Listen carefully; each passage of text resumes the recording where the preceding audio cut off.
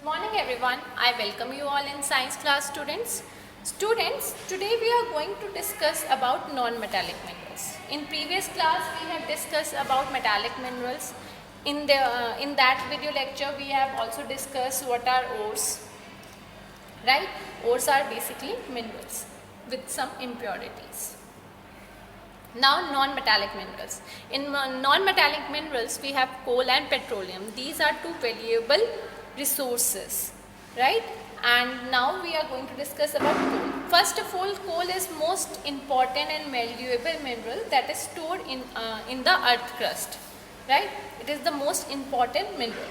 It is black in color and it is hard, and it is found in the deep under the earth crust, upper earth crust.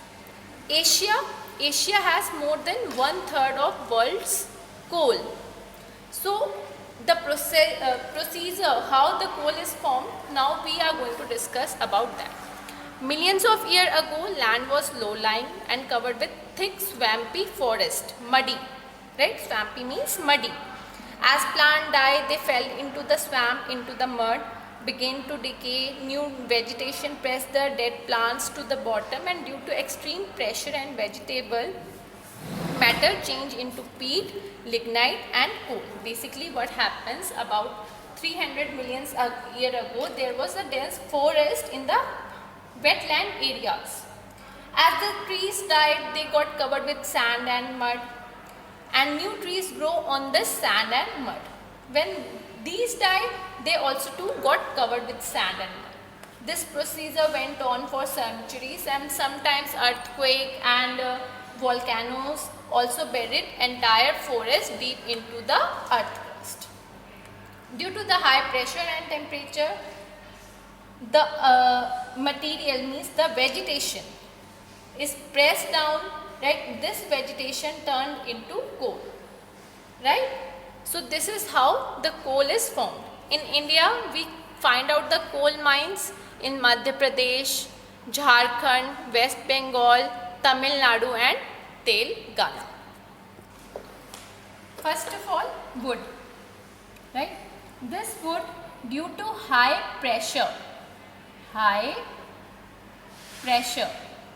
this wood is changed into peat.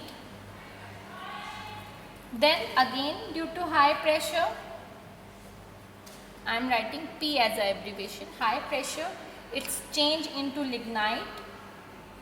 Again, it's changed into coal, which is black in color. This is light brown, this is brown in color, and this is black in color. This one is hard and brittle. Coal is also used as a fuel, as you know. We used for cooking, for heating homes and buildings, for producing electricity in power plants and in steam engines.